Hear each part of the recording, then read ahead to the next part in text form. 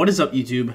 Dottz Gaming here, and welcome to my 7.1.5 Feral Druid PvP guide.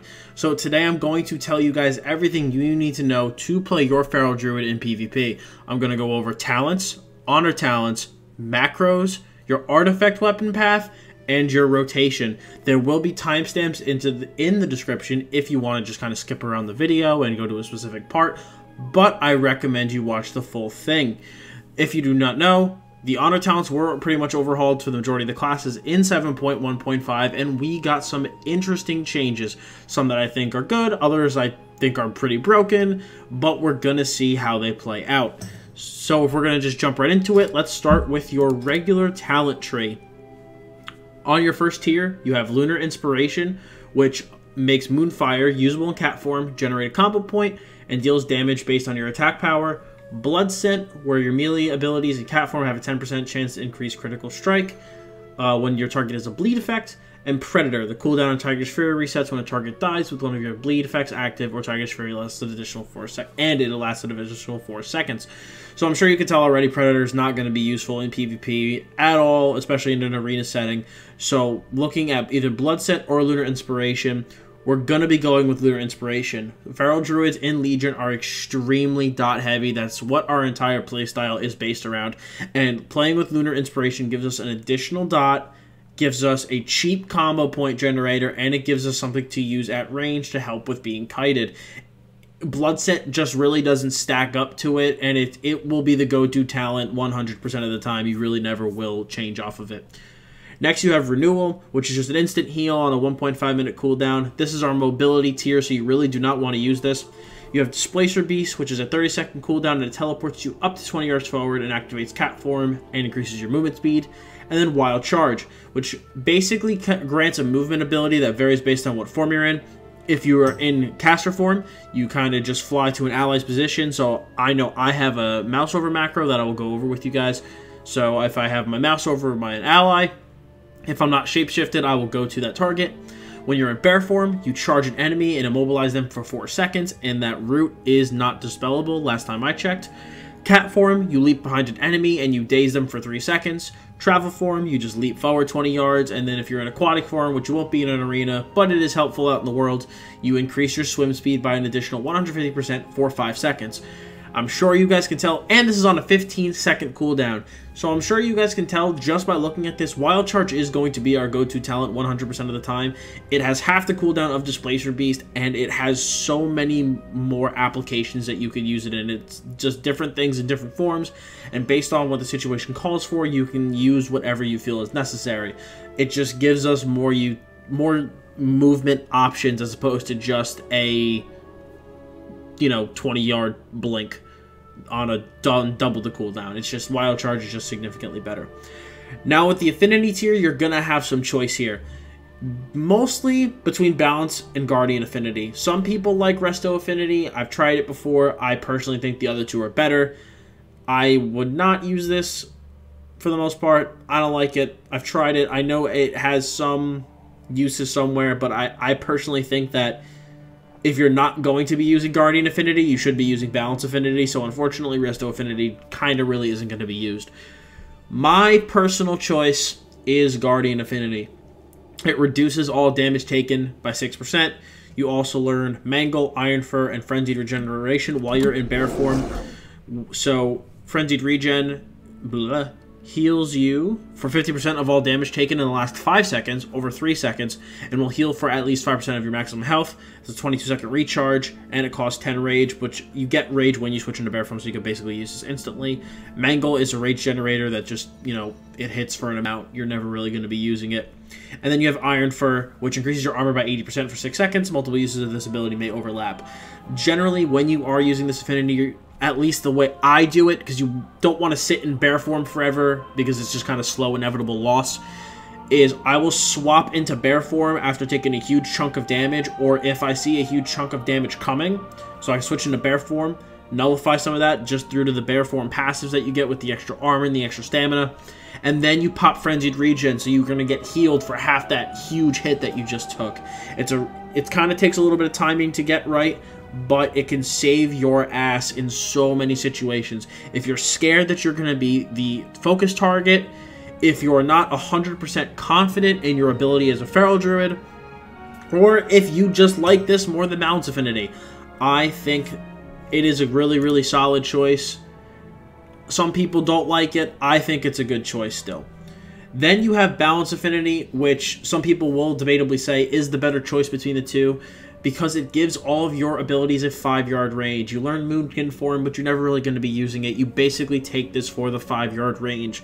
This is very, very helpful in making sure that you can spread your dots very, very easily. That extra 5-yard range really does go a long way, especially now that we've lost Pouncing Strikes completely. This 5-yard range is going to seriously help us keep all of our dots up. So if you know 100% you're not going to be the focus target, you want to be playing Balance Affinity. I generally will go Guardian Affinity against... Here's a good rule of thumb. I like to go Guardian Affinity against comps that can really blow me up. You know, RMP, RMD, God Comp. If you can get blown up in a CC... Hey, this guy's making a lot of noise, so I'm going to go over here. If you can get blown up in a CC... you want to be taking Guardian Affinity to help mitigate some of that damage and to pop Frenzied Regen when you come out of that. If you are confident in your healer's ability to keep you up and you do not think you could be killed inside of a CC, you're going to want to be playing Balance Affinity. That's just... Some people also play Balance Affinity all the time. Some people play Guardian Affinity all the time. My rule of thumb is based on... is comp dependent, so that's what I recommend for you guys to do. The 60 tier, you're going to be wanting to go Mighty Bash. It's a 5-second stun on a 50-second cooldown. You also have Mass Entanglement, which is an AoE root. No. And then Typhoon, which knocks back a target 15 yards, or strikes target within 15 yards in front of you, knocking them back and dazing them for 6 seconds. It's on a 30-second cooldown. You want Mighty Bash. It's just a stun on a 50-second cooldown. Don't really have much more to say about it. Another tier of choice, Soul of the Forest, Incarnation, and Savage Roar. I personally think Incarnation is the best.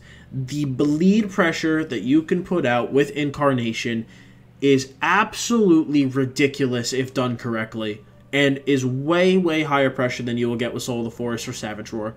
Savage Roar is not... You're not going to want to take Savage Roar in PvP. It's a PvE talent. Some people do make it work. I hate this talent like the fucking plague, so I wouldn't choose it even if it was the best. But out of the 3 for PvP, it is thankfully the worst, so you're not going to want to choose this talent. The other option you have is Soul of the Forest. Your finishing moves grant 12 energy per combo point, so more energy you spend... or more combo points you spend, the more energy you get in return, thus making it easier to keep up your dots. I like Incarnation because of the fact that you get your stealthed abilities while in combat. So your Shred has a... what's it called? Oh my god, words. Shred can deal 50% increased damage and has double chance to critically strike. And your Rake will deal 100% additional damage while just using Rake. To get this while stealth, Rake will also stun the target for 4 seconds. You have to combat stealth, which you do get the ability to when you're in Incarnation. You get Prowl while you're in combat. So you also get access to Rake stun when you have Incarnation, which you do not get with Soul of the Forest. And that's really, really, really powerful, especially in a comp like FPS, where you can go Silence into Bash, into Rake Stun, or some combination thereof. It just gives you way more CC and ridiculously high pressure due to the 100% extra Rake damage. I recommend it in basically all situations, but if you don't like this talent, Soul of the Forest is still viable. There are rank 1 players who do use Soul of the Forest. I personally just like Incarnation, and there are also rank 1 players that use Incarnation, so while it is personal choice, I do think Incarnation is the best. Now, your 90th tier, you're going to want to take Jagged Wounds, because it, by definition, is a DPS increase. Your Rip, Rake, and Thrash abilities deal the same amount of damage as normal, but in 33% less time. So it's damage per second, so lower the amount of seconds, the amount of damage technically is just going to go up. You're going to deal more damage in less time. That is just the definition of a DPS increase, so you're going to want to take Jagged Wounds. Now your 100 tier, you're going to want to take Blood Talons. Casting Regrowth causes your next 2 melee abilities to deal 50% increased damage for their full duration. This is going to combo very, very nicely with Predatory Swiftness when it's for each combo point. I forget the exact percentage. I just don't want to say the wrong thing. So your finishing moves have a 20% chance per combo point, to make your next Regrowth, Entangling Roots, or Rebirth instant free and castable in all forms. So you get a 5 combo point Rip. That is an instant Regrowth that you're allowed to have while you're in cat form. So if you use that Regrowth, you now have Blood Talons, so your next 2 melee abilities will deal 50% increased damage. The two just combo very, very well, and if you can properly manage Blood Talons, you will see a massive damage increase. Because if you Snapshot, which is basically you can take all of your damage increase bonus type of things, so like you have 50% here, you would get 15% from Tiger's Fury. So let's say, just use those two for example, right? That's 65% increased damage.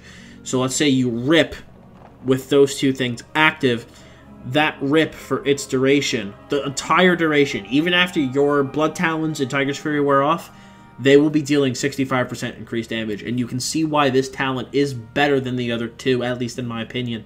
If you manage it properly, it's a huge damage increase. If you waste Blood Talons on an ability like Shred, you're going to be losing out on damage in the long run. I will go over this more in the rotation section, so you're going to want to stick around for that. Now, Honor Talents, the thing that really, really changed coming into this patch. Now, keep in mind, I have not played Arena in 7.1.5 as I'm currently in the process of switching games, but I have watched some streams of people play, I have looked at other people's PvP talents, and I also, just from being a 2100 Feral Druid, can reach my own conclusions about what abilities are good and which ones aren't good. So in terms of your trinket, there's Gladiator's Medallion, Adaptation, Relentless. You can basically pick whichever one you want based on what the situation calls for. I like going Relentless if there's only one type of CC on the enemy team. It further dampens their CCs, and it's just going to screw up their CC chains and any CC attempts they have. I generally will run Adaptation normally, so if, you know, there's nothing special with the other team, it's just a normal game, I play Adaptation, and then I play Gladiator's Medallion if I feel the need to have a trinket. So if it's a really, really high CC comp, and I know that I'm going to need to get out of a CC or I will die, I'm going to take Gladiator's Medallion. So you're going to want to pick these based on what the situation calls for. Same thing for the next tier. If it's double melee, you're going to want to go Sparring. Otherwise, go Reinforced Armor. Now, onto the new talents. If you watched my 7.1.5 Feral Druid predictions in terms of the talents and what we would use, I thought we would be using Protector of the Grove. But that is because Thorns was not data mined as a talent that we would get. And for those of you who do not know, Thorns basically will reflect 5% of the attacker's total health back at them if they are melee. So when you take melee damage, it reflects 5% of their total health back to them. And the attackers also have their movement speed reduced by 50% for 4 seconds. And if you've been playing this game at all, you know that we are in a ridiculously heavy melee meta. Melee is completely the meta right now. While casters have regained a lot of their strength, melee are still wreaking havoc. So if you are against, I'd say, any melee on the other team, Thorns would absolutely be a good option. If you're against a pure caster comp, Wizard Cleave, you're going to want to just go Protector of the Grove. I don't think Tooth and Claw is that great. You get increased health while you're in bear form, and you deal more damage while you're in bear form. But generally, you want to be staying out of bear form as much as possible. Bear form is like a last resort type of thing. You don't want to be sitting in it. So you want the automatic crit heals for when you're playing against just wizards, and if you're playing against melee, Thorns is going to be your go-to. Now the next tier, Savage Momentum, which used to be on our last tier, which means that kicking with Skull Bash resets the cooldown of Tiger's Fury if it's successful. Freedom of the Herd, your Stampeding Roar clears yourself and allies of roots and snares. And Malorn's Swiftness, which is another new talent. Your travel form movement speed while within a battleground or arena is increased by 20%, and you always move at 100% speed while you're travel formed, which means that you cannot be slowed below normal movement speed. At first, I really did think this would be our go-to talent, but after some consideration and knowing how Incarnation as a spec plays, you're going to want Savage Momentum for the Tiger's Fury resets. The Tiger's Fury resets basically will prevent you from getting energy starved, and it will help because you get 15% increased damage for, I believe it's 6 seconds when you use Tiger's Fury. No, for the full duration, 8 seconds. So for the full duration, for 8 seconds, you have 15% increased damage, further allowing you to snapshot your bleeds. So it's a lot better, I think, than Malorn Swiftness. The mobility is nice, but having an additional 15% damage, a lot, you know, and getting that extra energy from just successfully kicking, is huge. I couldn't imagine playing Incarnation without it. If you run Soul of the Forest, on the other hand, I would go Malorn Swiftness because you do not need the extra energy from Savage Momentum. So that's just my take on that. The next tier, you're still going to want to stay King of the Jungle. For every enemy you have Rip active on, your damage and movement speed is increased by 4%, and that stacks up to 3 times. Enraged Maim is our new one. You deal X damage, and you incapacitate the target for 6 seconds. It used to stay in the tooltip that bleeds will not break this. I do not know if they will. It doesn't say it in this tooltip, so I can only assume that they do. But even if they don't, Ferals, again, are about dots, about spread damage, about bleeds. You're going to be missing out on 12% damage and 12% movement speed. It's not worth in cap. It's just not. Plus, Maim does have its uses nowadays, and you do need to use it in certain situations. So changing it into an in cap, I don't think exactly is the best thing. I just personally, I would just stay with King of the Jungle. Earthen Grasp. Your Entangling Roots is no longer dispellable, reduces the chance to hit by 80%, but now has a 10-second cooldown. Again, it's worse than this, and this is already better than that, so you don't want to take Earthen Grasp, really. Alright, the last tier. Ferocious Wound. This talent originally I thought was very reasonable. It was... So, let me read it. Attacking with a 5 combo point Ferocious Bite reduces the target's maximum health by 25% for 20 seconds. Ferocious Wound can only be active on one target at once. You used to have to stack this, so you could technically use like a 1 combo point Ferocious Wound and stack this up to however many times. I think it might have been 3. But if you use a 5 combo point Ferocious Bite, that chomps out 25% of your target's max health. That is insane. That is absolutely insane. And don't get me wrong, the spread pressure that Fresh Wound brought, this was my go-to last patch. Rake has a 60% increased critical strike chance if used on a target that doesn't already have Rake active. That basically gives your Rake a 95% chance to crit inside of a PvP instance, I believe. I think it's 95. And that will help you generate additional combo points, thus causing you to need to use less energy to get up to 5 combo points and use a Rip. Basically, it helps with your spread pressure and helps you conserve energy. But, boom, hitting somebody for 25% of their health and reducing it by that amount for 20 seconds. You want to talk about going for a kill target. Holy crap. This thing is... Forget Rip and Tear. You want to go this. Until this thing is nerfed, this is what you want to play. I'm surprised that it made it into the game this way, personally. I think it's really, really strong. Again, I haven't practically tried it, but just at a first look, that is one strong talent. So, I would recommend taking Ferocious Wound. So, this is your honor talents. Now, moving into Artifact Weapon. I almost have my Artifact Weapon completely filled out. You obviously want to start at Ashmade's Frenzy. You want to move down to Shredder Fangs, obviously, and then sweep up the bottom side of the Fang. Do skip over Open Wounds at first. Razor Fangs, Scent of Blood, and you're going to Ashmade's Bite, which is what you're trying to get as your first golden. Your combo point generators against targets bleeding from your Rip have a 10% chance to awaken the Spirit of Ashmade, which inflicts a shadowy duplicate of that Rip on the target. You get this Bite to proc, man, that's a lot of extra pressure, and it's shadow pressure. So, it's just so good. You get double Rip damage, basically, and you're going to see a massive damage increase on a target if this does proc. Again, it needs to be on a target. From what I've seen and kind of what I've experienced, you need to be actively attacking that target. I do not think a bleed tick can trigger Ashmade's Bite. At least it didn't used to. I don't know if it does now, but that needs to be on a target you're actively attacking. But still, this does want to be the first golden you go for. It is really, really strong.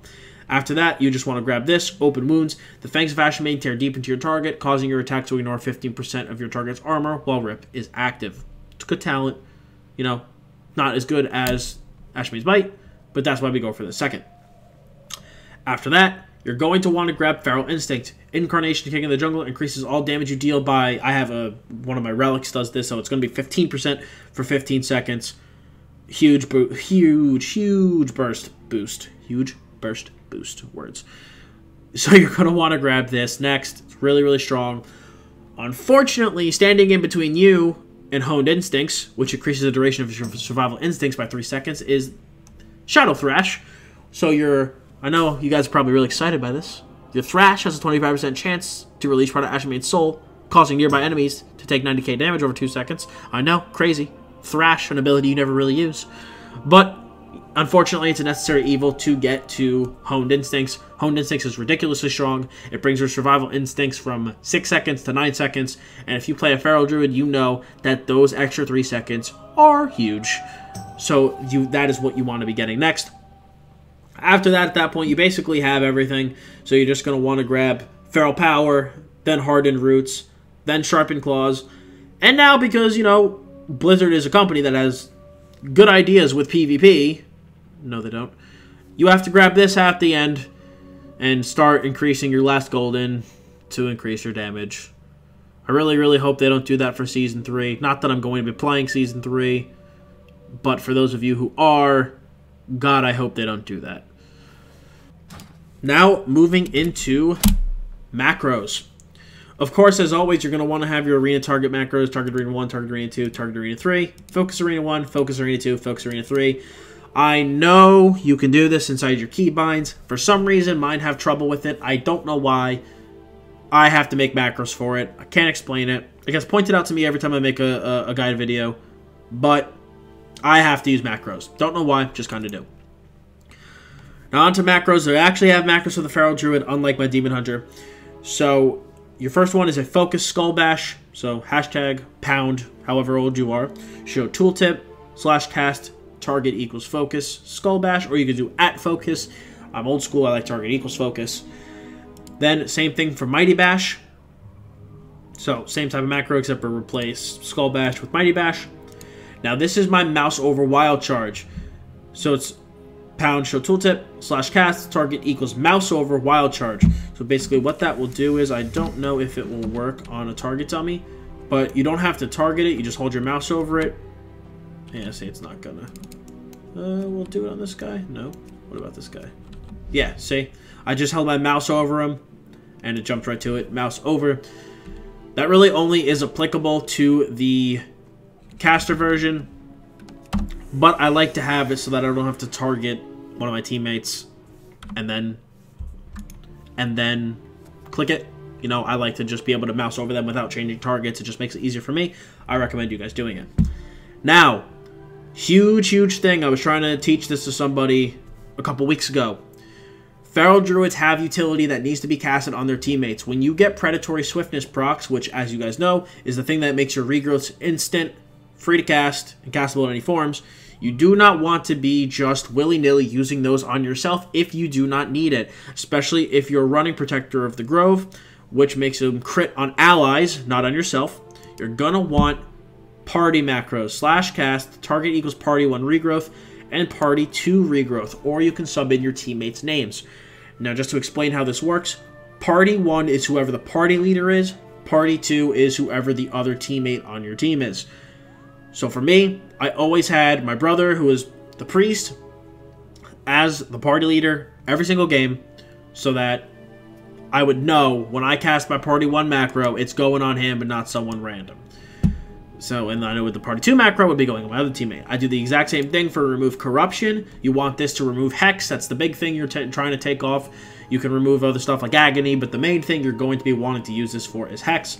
Now, I used to run Resto Affinity. I tried it at one point. So I did have, if you do want to run it, I recommend this for a macro.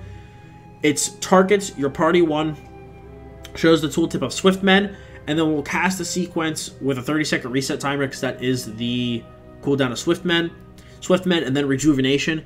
and then you can just switch back right into your cat form. It basically makes it so that you one-button heal your teammates with just 2 instant casts. I liked to use it so I didn't have to switch out of form, then target them, and then heal. Like I said, I don't recommend really running Resto Affinity now, but if you do want to run it, I recommend this macro, and I also have that for Party 2 as well. I also have one for myself, and then a Survival Instincts macro, which basically will just cast Survival Instincts and use a Health Stone if I have a Warlock on my team, or if I'm just in a BG or a raid or something and I have a Health Stone. So when I pop my defensive cooldown, I will use a Health Stone. Now, moving into rotation, which will probably be the most in-depth part of this video. I am not going off a script right now, so I am just going to kind of talk about things in a random order, but an order that I think flows. The big thing that Feral Druids do is put up bleeds. It used to be a little bit different, but in this expansion, we are all about our bleed damage and bleed pressure, which means that you need to be snapshotting your bleeds correctly. That is the biggest thing about your Feral Druid right now, is you need to just basically execute your PvE rotation correctly. That's really all there is to it in terms of making sure you keep up your consistent pressure. So that means proper utilization of Blood Talons and Tiger's Fury. Optimally, what you want to try to do is you always want to cast your big bleeds, Rake, Rip, Ashamane's Frenzy, with Blood Talons and Tiger's Fury. That's in a perfectly optimal world. The priority for Blood Talons, though, when you're applying it to a target, there's a priority system that I like to use. So, if I'm not inside of Incarnation, if Incarnation's not up, and I have, obviously, 2 stacks of Blood Talons, because that's when you cast Regrowth, you get the next 2 melee abilities, deal 50% increased damage for the full duration. You never ever want to use Ashamane's Frenzy without Blood Talons. Never. You just never want to do it. It's a huge waste on damage. Ashamane's Frenzy has such a hard-hitting bleed. You are wasting the cooldown if you do not use it with Blood Talons and Tiger's Fury. So try to stack those 2 with your Ashamane's Frenzy. So optimally, you want to use it on Ashamane's Frenzy. That's your highest priority. Rip is your second priority. And Rake is your lowest priority. If you're inside of Incarnation, so that cooldown is up, Ashamane's Frenzy still is your #1 choice to use Blood Talons on, except for Rake now is #2 because of the increased damage it deals, because of the fact that you're in Incarnation. And then the lowest priority then would be Rip. You never want to use Blood Talons on something like Shred. It's a huge DPS loss, and if you do use it on Shred, I had made that mistake a lot when I first started, and you will notice a significant DPS loss if you do. What you can do if you're in an awkward spot with combo points and you're like, I can't use it on a Rip, is you could just repeatedly Moonfire, because Moonfire doesn't proc it until you're able to use it on something like Rip, and then use it on Rip. But what I like to do is you have to kind of go against your normal instincts, because you'll get a Predatory Swiftness proc and you'll want to use it right away. You'll want to use that regrowth right away because it's a glowing button on your screen and your WoW instincts are telling you, I gotta click it, it's glowing. Don't. Wait until you have a certain number of combo points and to be able to use it. So for me, what I like to do is, assuming that Ashamane's Frenzy is on cooldown, I'll try to wait until I have 3 combo points. I'll use, or my regrowth, I'll use a Rake. If that didn't crit and I don't have 5 combo points, then I'll Moonfire and then I'll Rip. So to put Blood Talons on both the Rake and the Rip. For your opener, what I recommend doing in the beginning of every arena, I see some people do this and some people don't. Right when the gates open, you want to cast a regrowth on yourself and then go into stealth so that you have Blood Talons for your first 2 spells. It's just something you want to do. Basically after that, you pounce, so you'll be pouncing. So that's the 100% extra damage Rake with Blood Talons. You then, this is if you're going for a big opener, you want to use Ashamane's Frenzy, which also will proc Blood Talons. If you're not at 5 combo points, you're going to Moonfire, and then you're going to Rip. That is gigantic initial dot pressure. And with the way WoW is right now, I honestly would recommend doing that. Because when it comes to popping burst cooldowns, I'm going to move into burst now. It used to kind of be, you have to set up a little bit, you gotta kind of wait for your window, you gotta wait for the right time, blah, blah, blah. The game's not that way anymore, unfortunately. Right now, it's all about, can I kill the other team faster than they can kill me. Like, I know that's how it always has been, but right now it is just honestly a DPS arms race. That's all it comes down to. It's less about CC and setup and more about just, can I PvE harder than the other team? In case you can't tell, there's a little bit of salt here. But I honestly pop Incarnation relatively quickly. So what I'll do is, I'll Rake Stun my first target, use the Ashamade's Frenzy, Moonfire, Rip. Now, if you use Incarnation, it resets the cooldown on your Prowl. So you can Prowl, and then Rake Stun someone else. So, like, you can Rake Stun a healer. Get huge dots rolling on them. Then, you can bash them, or you can bash the other guy. Like, don't save your Incarnation. Incarnation gets huge pressure, and if you use it right at the beginning, you'll immediately put the other team on the back foot. And that you'll be in a very, very advantageous position. So that is really it for dealing damage. You want to maintain your bleeds at all times on as many targets as you physically can. Properly manage Blood Talons and Tiger's Fury, and that is your damage. That's how you deal damage. You should be running around like crazy, bleeding everyone up, and doing your best to maintain bleeds, thus maintaining pressure. If for some reason you do need to turtle and you do need to go defensively, don't just sit and bear. It's a mistake I used to make. Don't do it. Don't just sit and bear. You're losing out on damage, and it's just kind of like a slow, inevitable death, and you will eventually lose. You want to basically bear form when you see huge damage incoming, take said damage, use Frenzied Regeneration, and then after that duration is done, back in a cat form. If you need to stay in bear form for the second Frenzied Regen, go right ahead, but after that, back in a cat form. You would rather offensively use Survival Instincts if you're taking damage, but you're like, we got this, dude. You have 2 charges of Survival Instincts. Just use it. With the way the game is right now, you can't save nothing, because someone will just die really fast.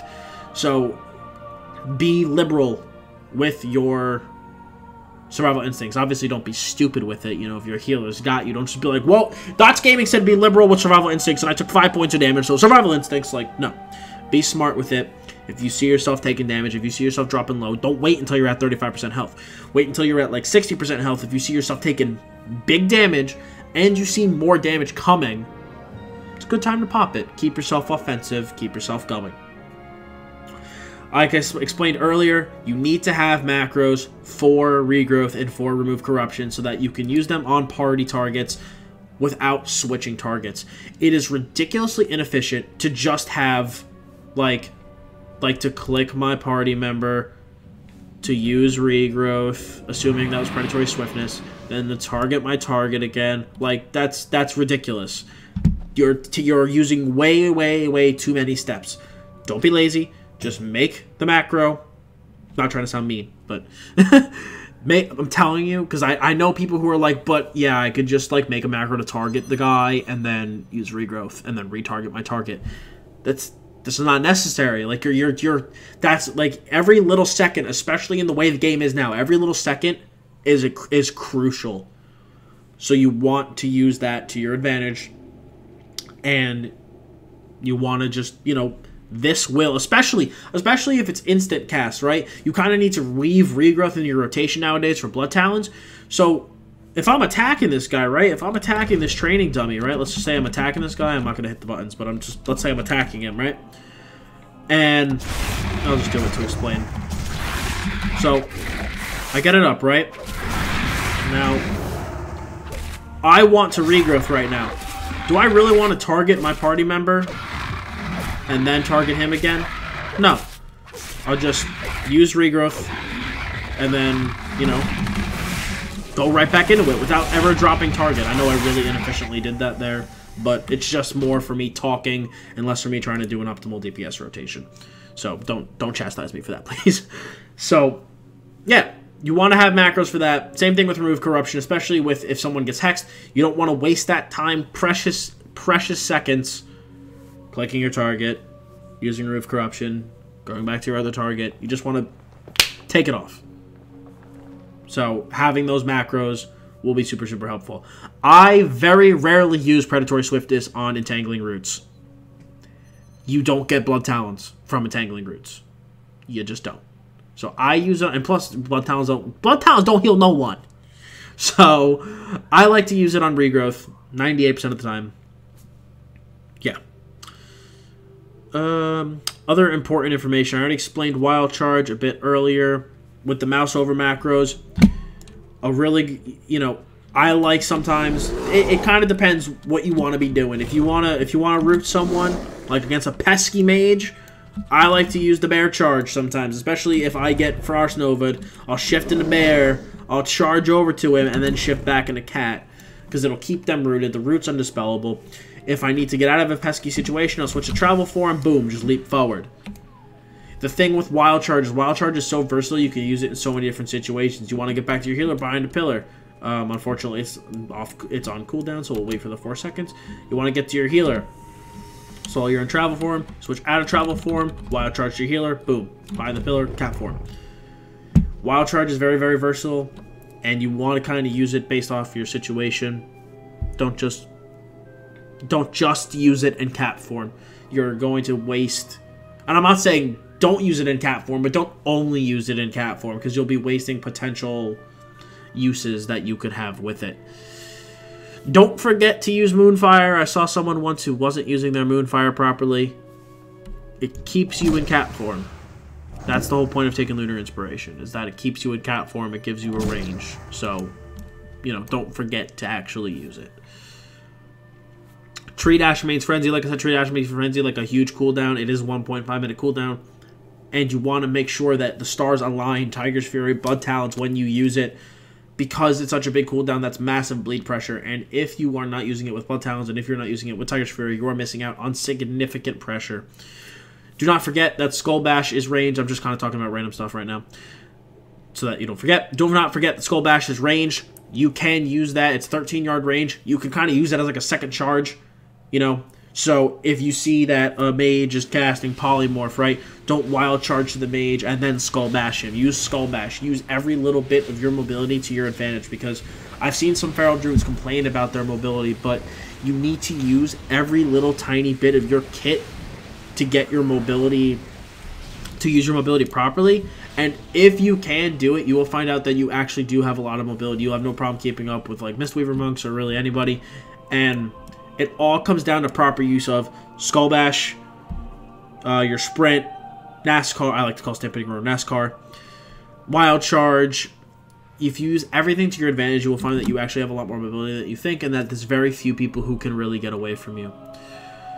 So, that's pretty much it, guys. Went over Burst, went over Bleeds, went over Blood Talons, which is the big thing.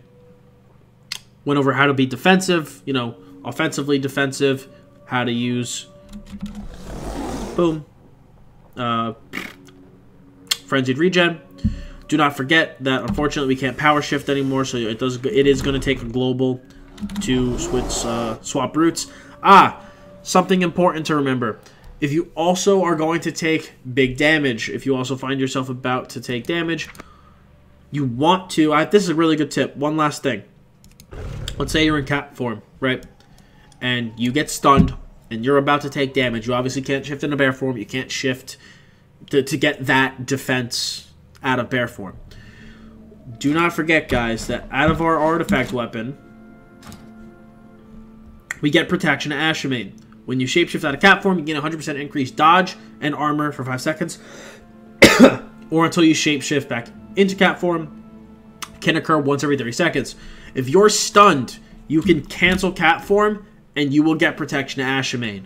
So I'm sure it's any of my montages, if you've watched my videos before, you will see that I have just randomly done that. It is with this purpose. It is with the intention of gaining the extra armor and extra dodge chance.